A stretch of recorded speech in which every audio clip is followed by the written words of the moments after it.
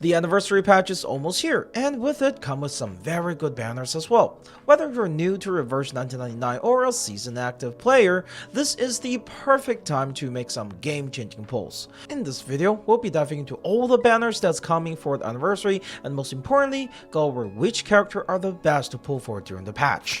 Alright, let's kick things off with the two new characters dropping for the anniversary, Lucy and Kakania.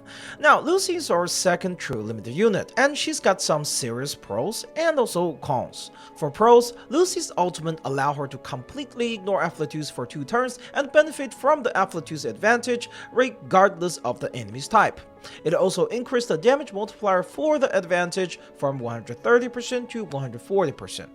Over time, Lucy can build up a crazy amount of attack through her insight, making her an absolute monster in long fights.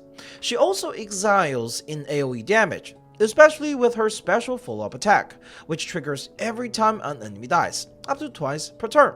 As long as there are mobs she can kill, or have things like where in Main's Bulletin the boss wipe out the mobs every time you go to the next HP bar, Lucy will outdo every DPS that's currently in the game. On the flip side, Lucy has a bit of warm-up problem. Without easy to kill mobs, she can feel pretty average as DPS for a very long time. Her skills are pretty weak before they're upgraded, and to really get her going in those situations, you'll need to pair her with the right allies that can help charging her up. Lucy will be featured in the True Limited Special banner, which doesn't share pity with any other banners. She will also have a special pity shop that allows you to purchase a bonus copy of Lucy for every 200 pulls. I think Lucy is a pretty strong pull regardless of your account currently look like. However, there is also a special rule I use for True Limit banners. If you pull her in 100 pulls, I'd say call it a day and walk away happy. But if you're gone past 100, you might as well push for 200 to get the bonus copies. You will likely be getting her to P3 or P4 by that point, which makes a pretty massive difference. Alright, now on to Kakania. The Doctor is the definition of universal support. Her attack buff is perfect for boosting any DPS you've got on your squad. Plus, she's more than just a buffer. She can also tank damage for the whole team, which takes survivability much less of an issue in higher difficulty content. So yeah, she's definitely worth pulling for.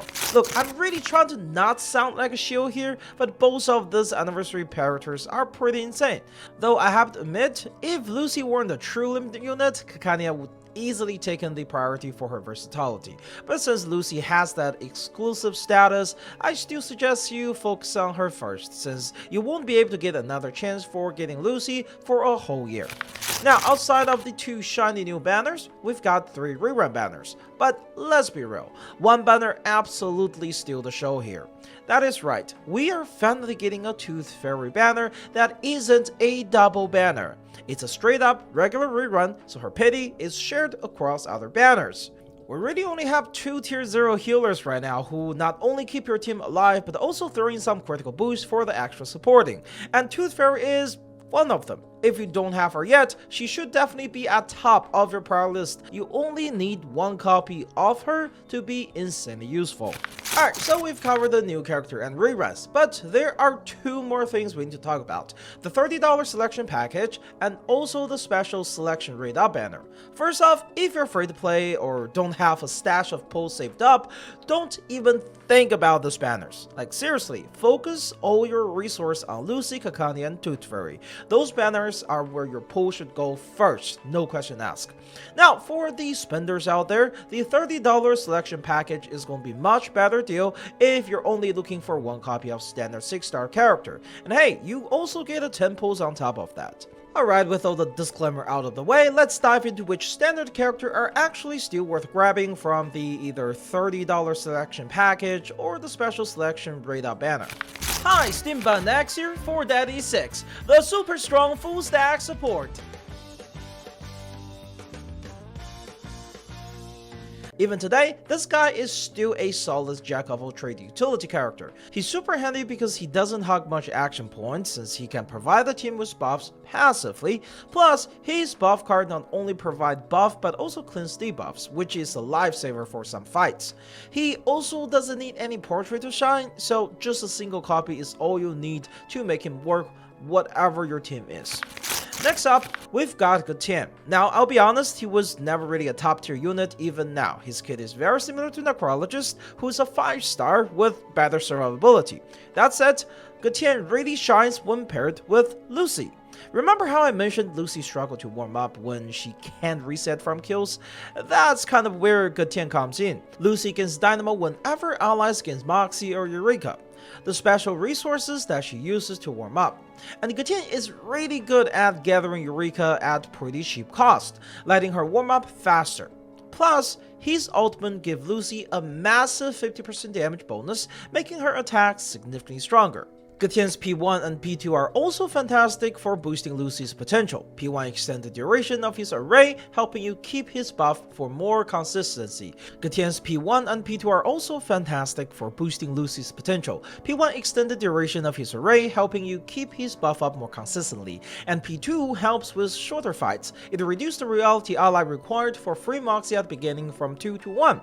This is huge because most of Lucy's best support, or just best support in general right now, are mental, but that could change in the future patches. Next up is Asode, and if you already got Spithodia, those two are a match made in heaven. They synergize perfectly together, but I have to admit, outside of a Spithodia team, I haven't really been using Asode in CM much lately.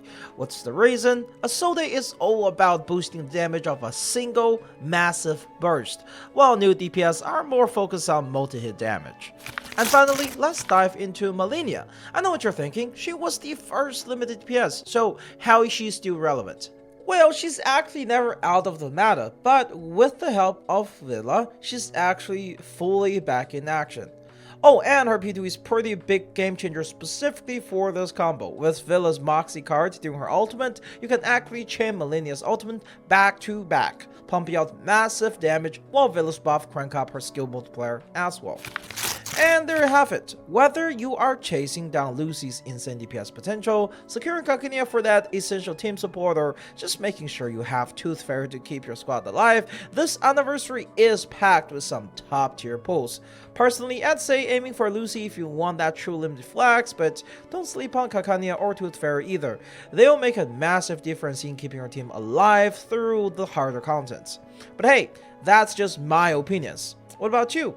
Let me know in the comment section which banner you are going to be pulling on first. And also, if RNG bless you or, absolutely wrecks you, feel free to share that as well. Good luck on your pulls and may your pity count stay low. As always, this has been SteamBanX. Thanks for watching and I'll see you in the next one.